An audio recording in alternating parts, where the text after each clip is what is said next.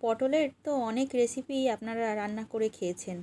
এই রকম মনোহারি দুধ পটলের রেসিপি কি আপনারা কখনো করে খেয়েছেন?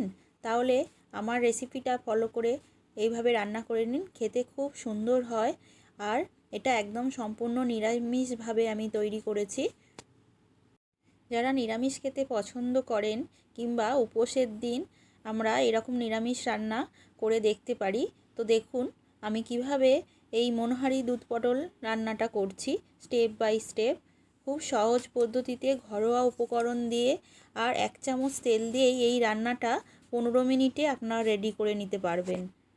নমস্কার বন্ধুরা, আমি সুপ্রিয়াস কিচেনে আপনাদের সবাইকে স্বাগত।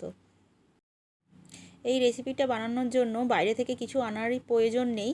ঘরোয়া কিছু উপকরণ দিয়েই একটা সুন্দর দারুণ রেসিপি রেডি হয়ে যায়। দেখুন আমি একটা কড়া গরম করতে গ্যাসের ওপর বসিয়ে দিয়েছি। গ্যাসের ফ্লেমটা মিডিয়াম করে নিয়েছি। এর মধ্যে দিয়ে দিলাম 1 চামচ সর্ষের তেল, একটা শুকনো লঙ্কা, একটা তেজপাতা আর 2-3টে এলাচ, 2টো দারচিনি স্টিক আর একটা লবঙ্গ আমি ফোড়নে দিয়েছি। ফোড়নটা থেকে সুন্দর গন্ধ বেরোলে এবার এর মধ্যে দিয়ে দেব কেটে রাখা পটলগুলো। আমি পটলগুলো 8টা-10টার মতো পটল নিয়েছি, এরকম খোসাটা ছাড়িয়ে নিয়েছি আর দুদিকটা একটু করে কাট লাগিয়ে দিয়েছি যাতে মশলাগুলো ভালো করে এর মধ্যে ঢুকে যায়। এবার 1 চামচ নুন দিয়ে আমি ঢাকা দিয়ে 2 মিনিট ঢাকা দিয়ে পটলগুলো ভেজে নেব। ভিডিওটি স্কিপ না করে সম্পূর্ণ দেখার অনুরোধ রইল। আর আপনি যদি আমার চ্যানেলের নতুন বন্ধু হয়ে থাকেন তবে আমার চ্যানেলটি সাবস্ক্রাইব করে পাশে থাকা বেল বাটনটি অন করে রাখবেন।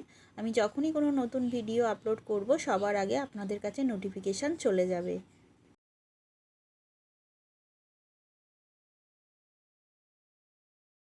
দেখুন বন্ধুরা, আমি পটলগুলো 2 পিঠ লাল করে ভেজে নিয়েছি। এবার এর মধ্যে আমি কিছু ঘরোয়া মশলা মিশিয়ে দিয়ে দেব 1/2 চা চামচের মতো জিরে গুঁড়ো, 1 চিমটে হলুদ গুঁড়ো আর স্বাদ মতো নুন, 1/2 চামচের মতো গোলমরিচের গুঁড়ো। এই কটা মশলা দিয়েই আজকে আমাদের রান্নাটা হয়ে যাবে। এবার এর মধ্যে আমি মিশিয়ে দিচ্ছি 1 কাপ যে দুধ রেখেছিলাম, 1 কাপ বা 1 বাটি দুধ আমি এর মধ্যে মিশিয়ে দিলাম।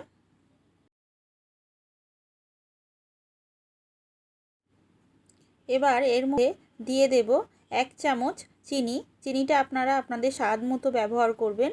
দিয়ে 10 মিনিটটা মিডিয়াম রেখে আমি ঢাকা দিয়ে পটলটা সেদ্ধ করে নেব।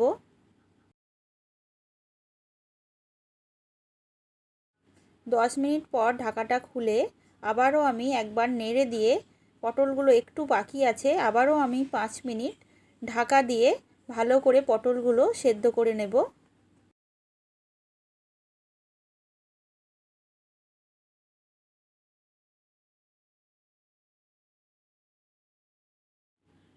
পাঁচ মিনিট পর বন্ধুরা আমি ঢাকাটা খুলে নিলাম।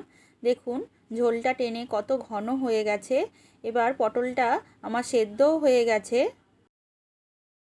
মনোহারি পটল আমার একদম রেডি হয়ে গেছে। এবার গ্যাসের ফ্লেমটা আমি সুইচ অফ করে দেব। দিয়ে এবার পটলটার মধ্যে অল্প 1/2 চামচের মতো আমি ঘি মিশিয়ে দেব।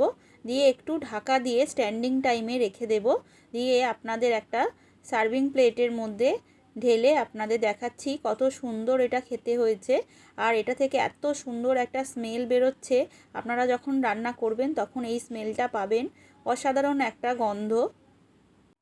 আপনারাও এইভাবে রান্নাটা করে নেবেন আর আমাকে কমেন্টে কেমন হয়েছে। আজকে এখানেই শেষ করলাম, আবার দেখা হবে পরবর্তী রেসিপি নিয়ে। আপনারা সবাই সুস্থ থাকবেন, ভালো থাকবেন, ধন্যবাদ।